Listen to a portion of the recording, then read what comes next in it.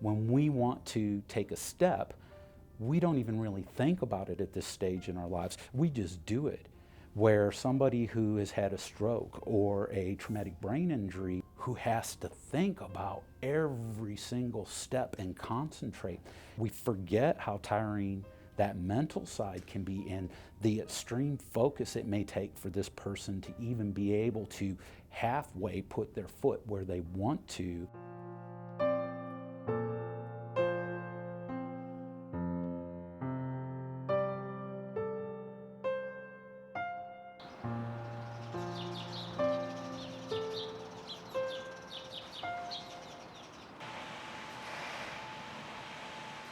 The mobility program has been here for about 4 years now.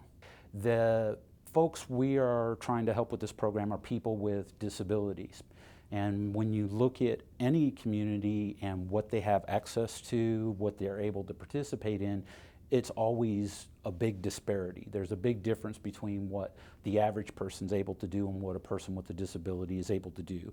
And so we're trying to fill that gap a little bit by providing programming that is specific to them, that tries to help them be healthy as they go forward and remain as independent as possible.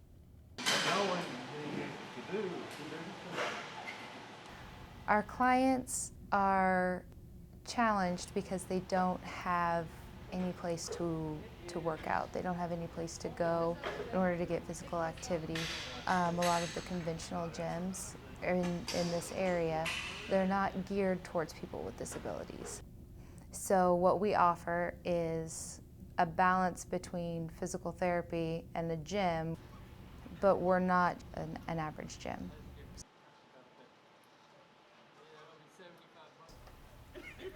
It was about almost 2 years ago. I was in a car wreck and I had a broken neck.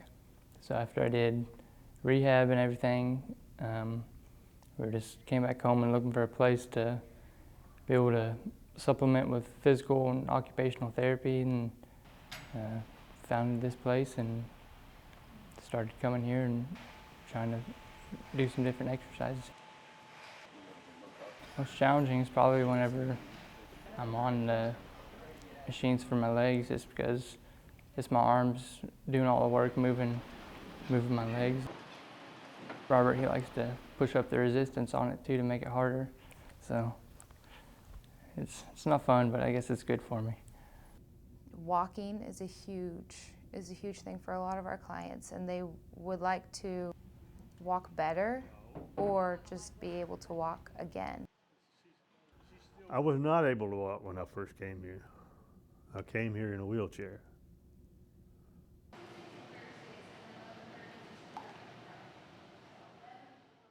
My walking initially was in the pool, and restricted to the pool because the water helps hold you up.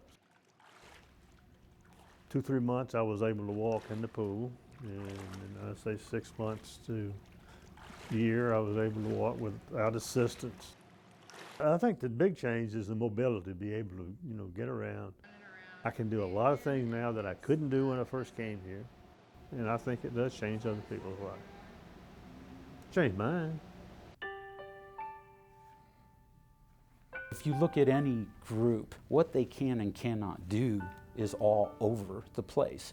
They have some general patterns of things that they're dealing with and learning how to live with, but what they're capable of, you never know till you start working with the person.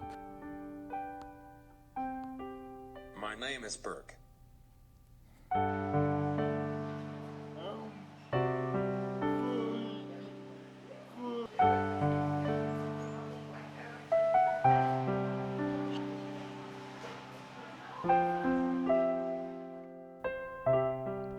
My life has been better. What did, like, for example, like Anna, you remember what she did for you? She spent time with me getting to know the weights. Yeah, she spent time with her to do a weight, like routine. And also, what else do you do? It has to do with your, the walking part? The treadmill. Yeah. So she does treadmill and then the weights. And why are you doing that? What's the reason for that you do in the gym now? To lose weight. To lose weight? Okay. Yes. She wants to lose weight. A lot of things are recommended to a normal population, diet and exercise and being active, but not a lot of people think about that with people with disabilities. 2010, I had a stroke. The right side. I had people coming over my house, they didn't work out. That's why I came in to do the exercise. I like it here. Because it helped me get strong enough and go back to work. So we really try to look at things from the health perspective, but then really target it down to that functional.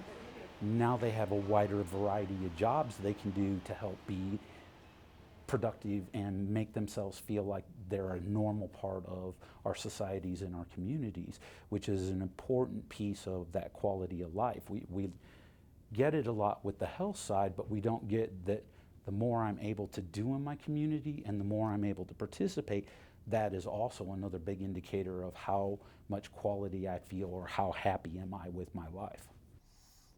My mom thought it would be good for me to come and exercise.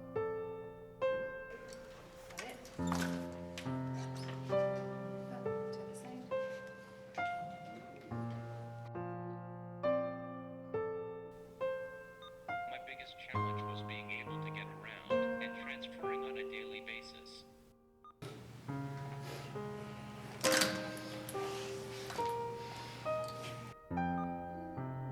The trainers helped me to walk and to practice standing.